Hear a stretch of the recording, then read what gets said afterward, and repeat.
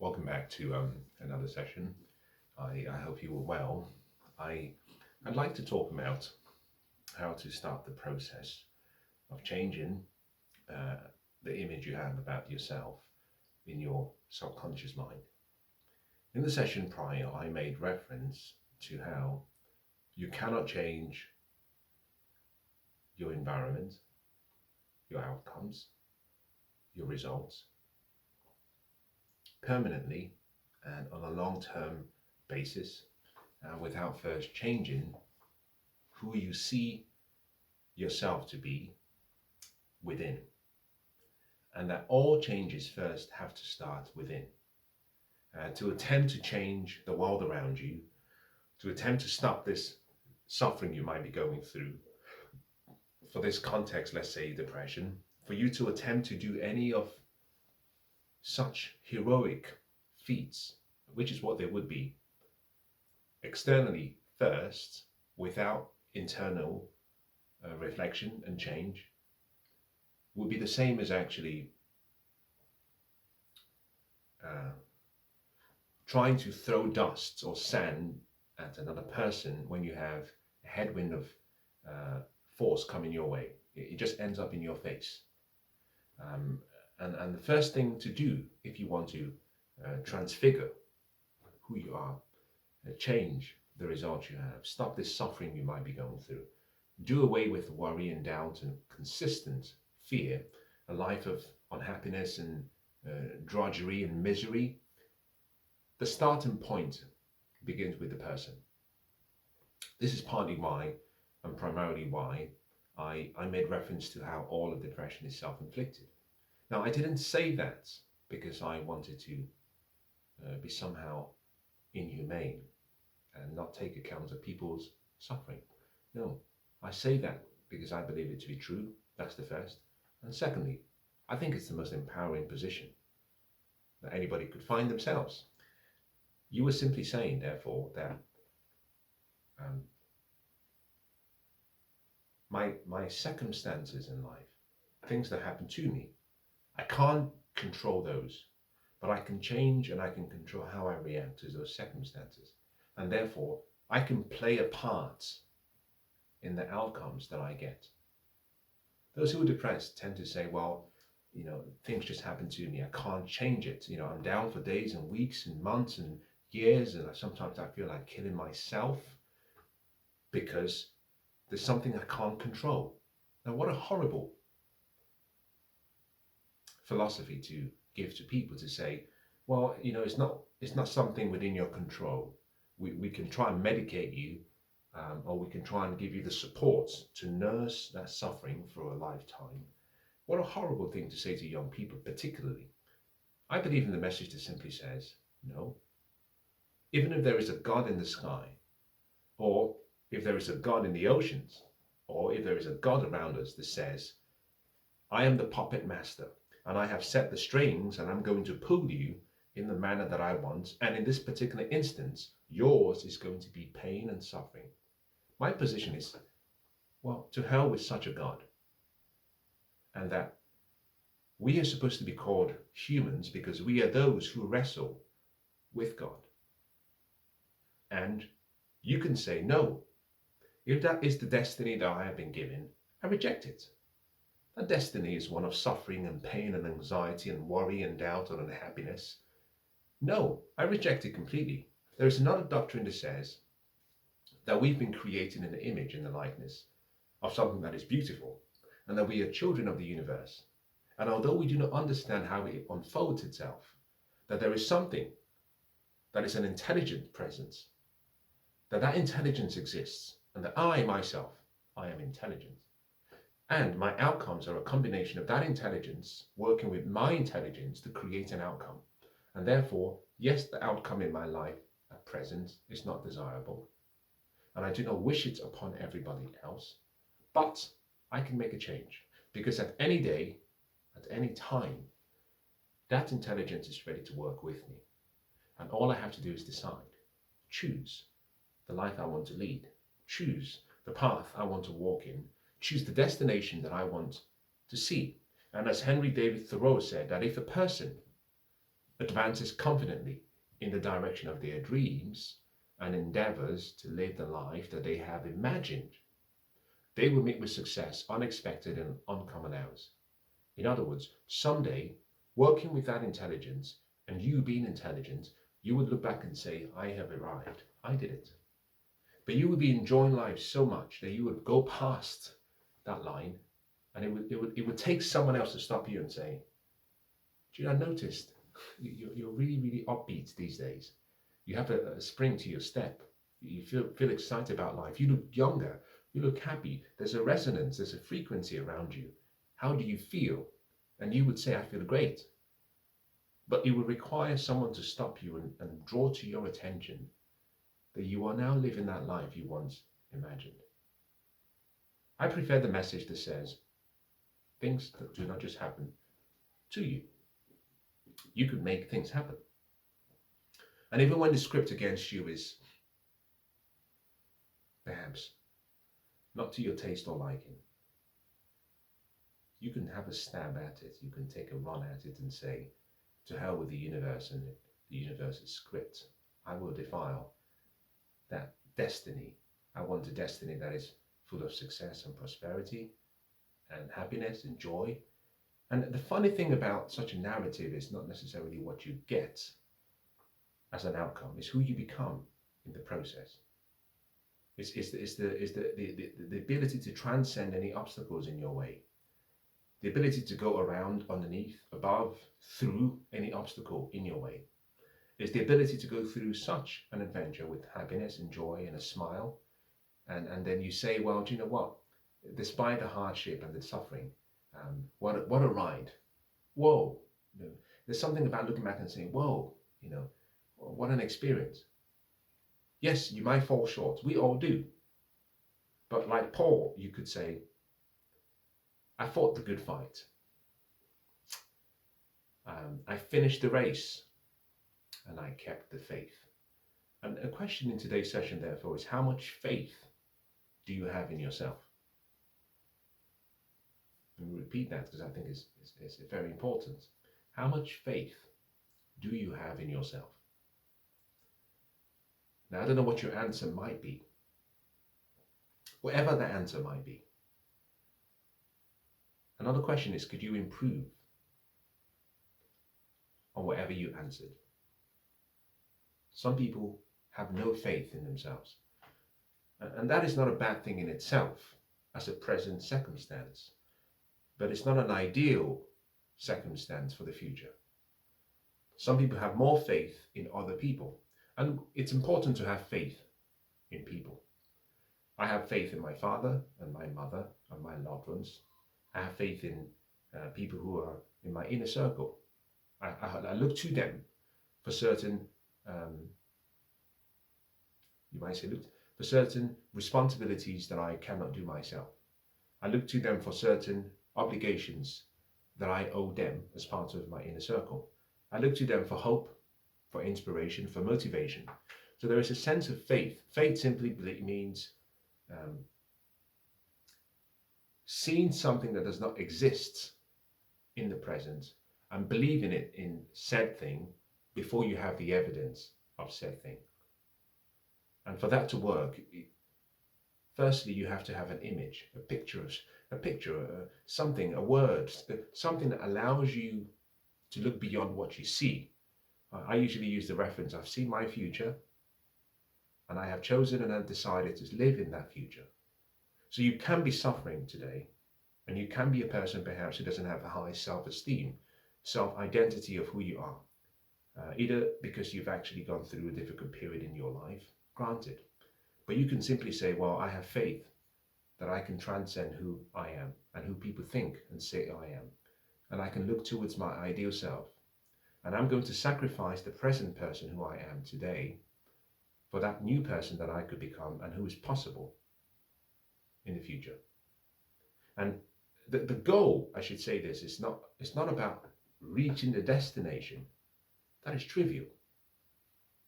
The first step is choosing the destination. The second step is understanding where you are. The third step is moving in the direction from where you are to where you want to get to. But getting to the goal is not the goal.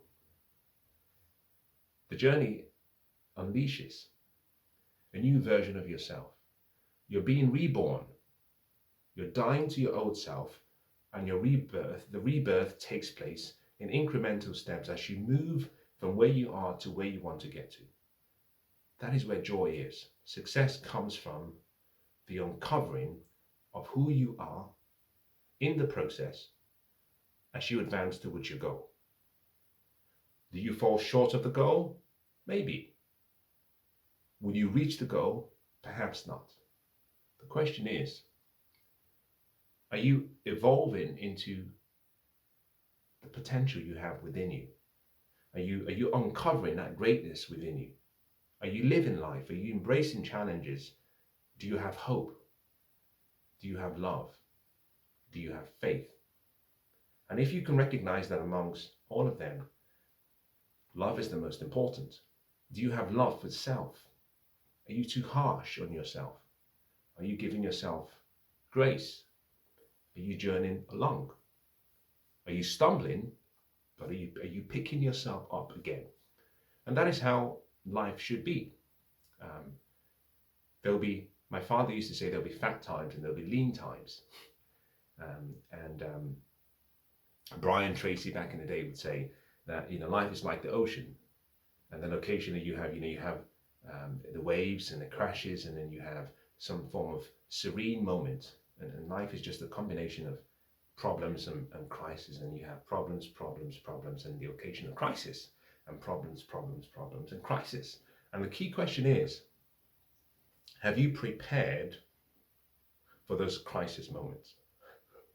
Now, you never know what they will be, but what you can do is train every day, develop your emotional muscles and resilience, and your mental muscles and resilience, and you study and you research and you look to life and history in the past of people who have lived, and it gives you that assurance that there were people who suffered more than you did. Not that that's supposed to be a motivational position, but there are also people who transcended unimaginable experiences.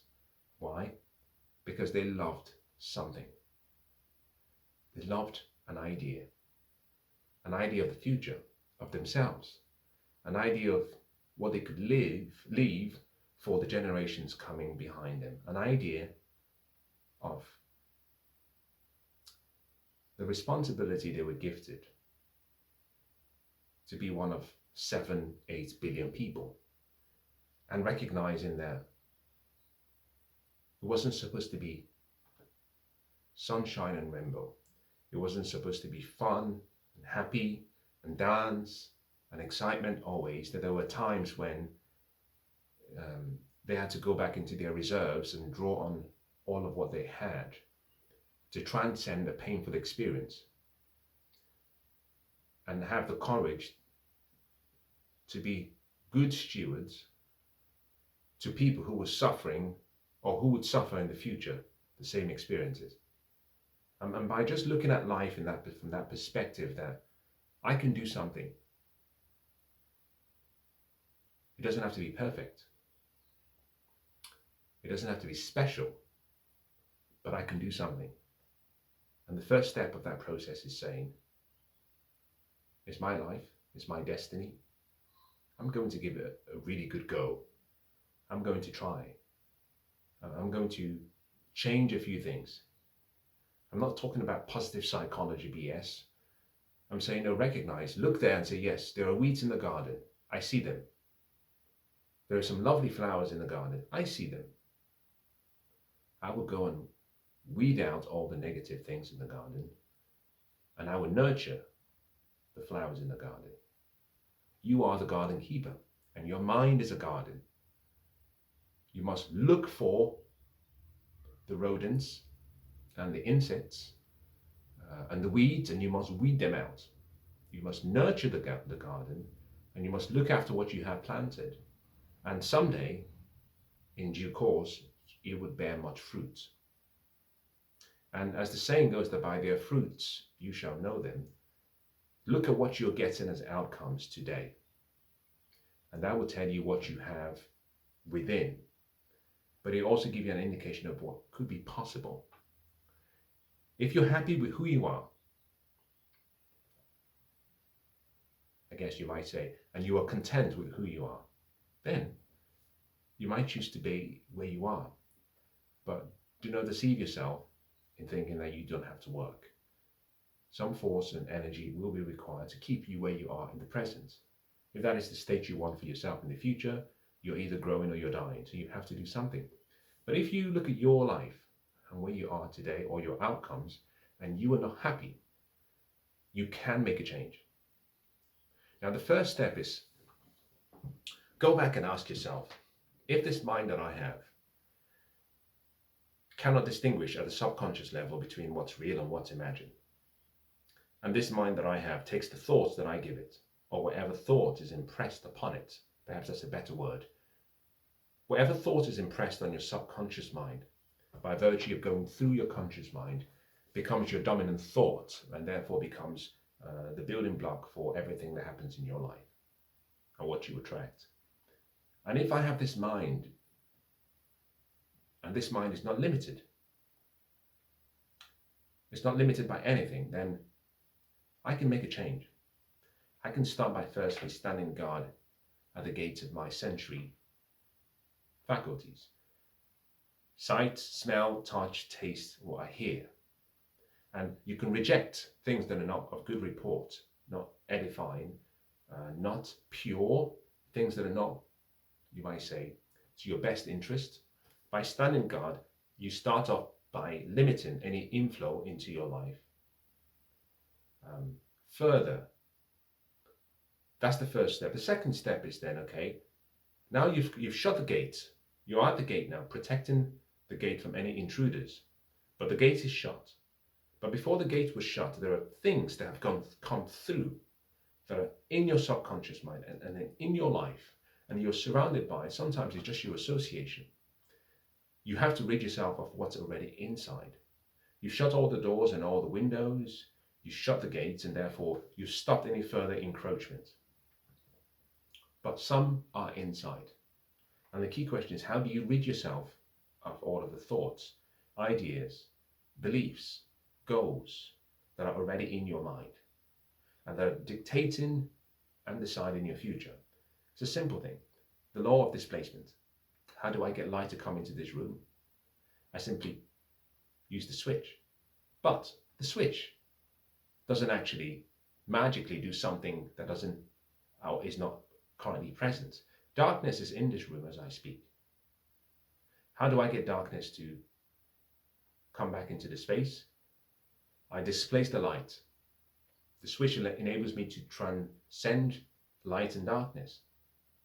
So there is always light and darkness, otherwise you wouldn't have one without the other.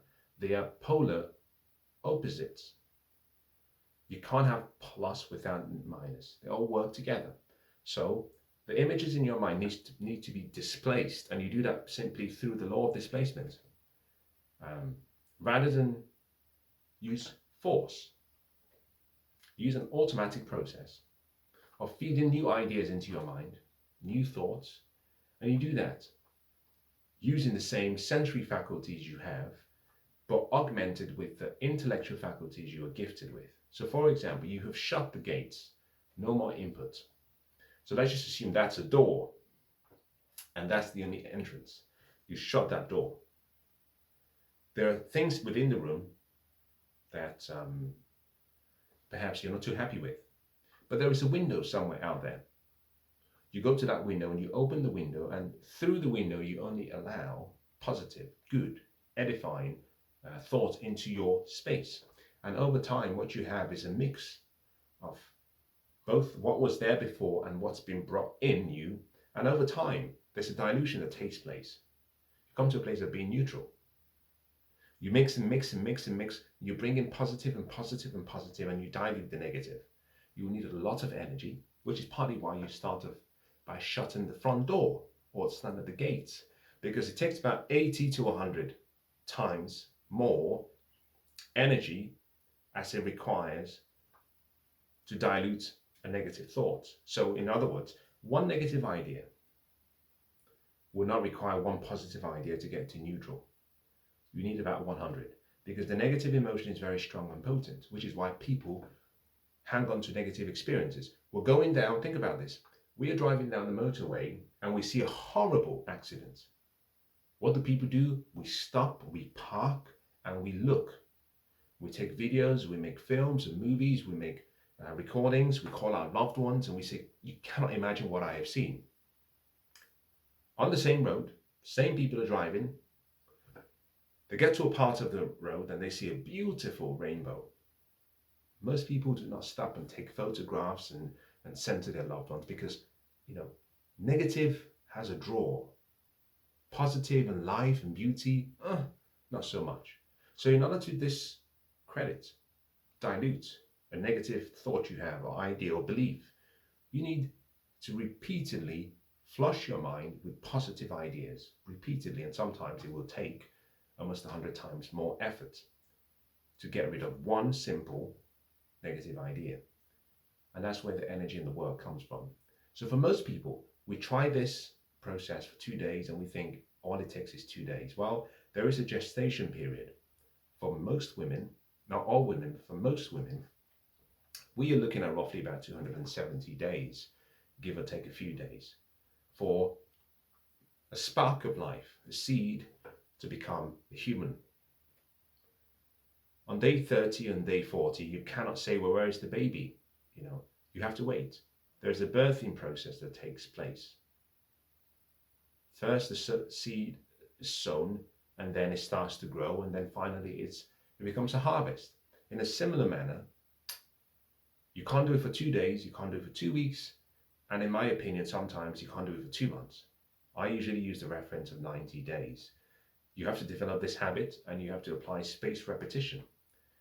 And you do things every day, every other day, as regularly on a daily basis, sometimes every 15 minutes, until you get to about day 90. And by day 90, what you've developed is a routine.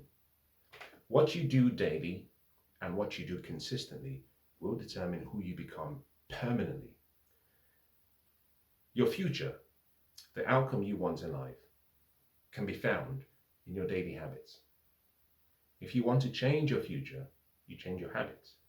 Because your habits come from what you do, and what you do comes from how you feel, and how you feel is a function of what you see, hear, or the influence around you. So, a lot of the time, we want to change our thoughts and change our identity or our person.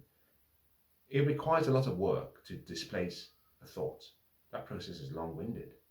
Don't worry about thoughts, what you see, what you hear, influence around you, which controls your thoughts, which controls your feelings, which controls your actions, which controls your habits and your lifestyle. No, don't worry about all of that. Just simply pretend like the person you want to be in the end. In other words, just do. Action is the highest expression of faith. It's not what you say, it's what you do. So you reverse engineer the process. You just act like the person who already is that person you want to be. And you take steps. So for those who do not like to exercise, you go to the gym. You go for a run when you feel good and when you don't feel good. Now, there have been times when I have been stunned. Most people who know me would say the same thing. And I've been asked questions such as, how regularly do you train? Do you train? Do you exercise when it's raining? What about when it's snowing? And these are all conditions placed as though things have to be perfect. No, my answer is always the same. I have a vision. I have sold my life and myself to that vision. And therefore the vision drives my actions.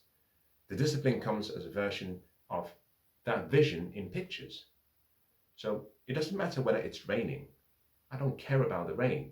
I care about the vision. And that vision means that if it's raining, I have to go for a run.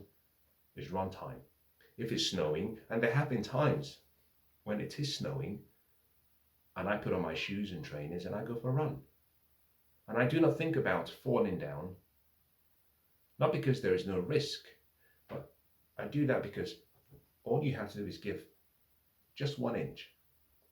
And it's, I can't run today because it's snowing. I can't run. And the next day it's because, well, I don't feel too good. I had a bad day today. I had a very busy day. And the next day is, what? I can't find my headphones, so I don't think I'll have a good workout. And it's a race to the bottom. But by setting what I call negotiating standards. I don't negotiate. I am committed to what I have signed up to do. In a similar manner, rather than focus on the feelings and the thoughts and build up, you simply go to the end.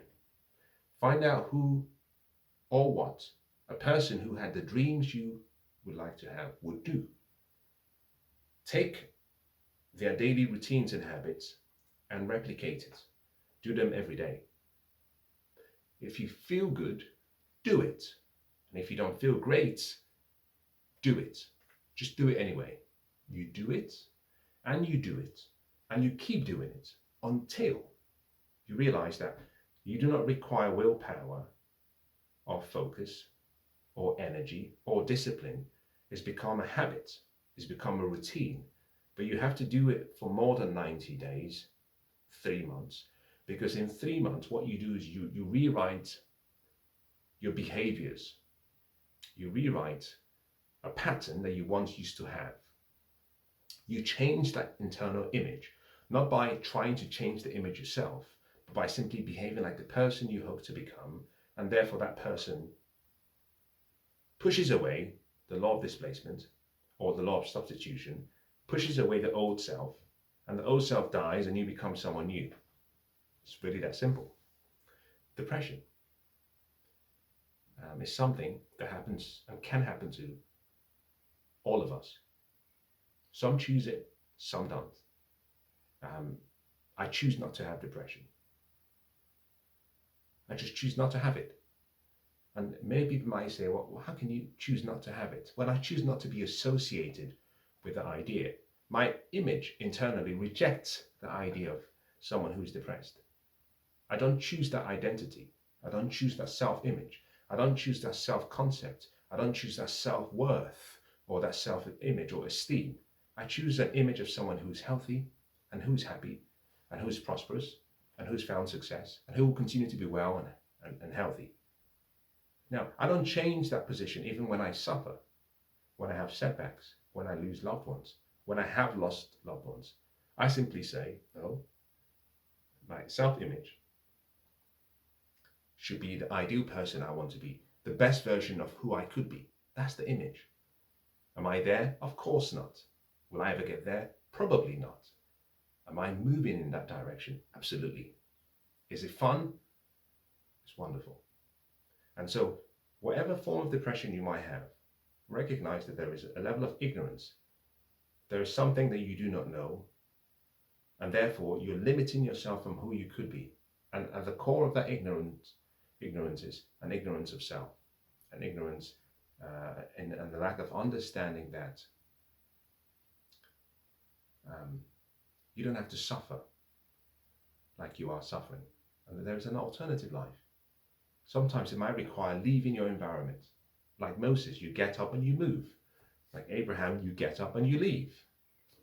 Like Isaac, you get up and you leave. Like Jacob, you get up and you leave. And like Joseph, you get up and you leave. Now, for some people are sent. Some other people are called. Some other people are sold. Some other people are laundered. Some other people are trafficked. Some other people jump on the boats and go across the seas. It doesn't matter how you get going. It doesn't matter what circumstances cause you to start that process, but you have to journey. You have to get to the point where you realize there's a body of water in front of you. You have to get through that body of water. Sometimes you might get help. The seas will part. And you come to the desert, and it will be lonely, and it will be hard, and it will be difficult. But you should not lose faith. You keep going, and you come to the second body of water. Unfortunately, this body of water will require more efforts on your part. You can't just expect the seas to part. This is not the Red Sea. You're now at the river Jordan, and therefore you're going to have to go through the river. And maybe you can't swim.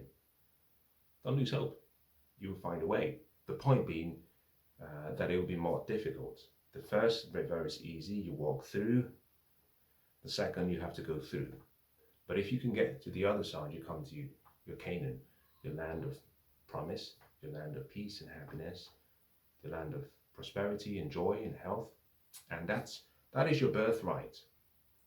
But understand that this intelligence around us will not do for you what it can only do with you. So you're going to have to pick up your cross and get marching, get going. And I think anybody who works in a disciplined manner, with faith,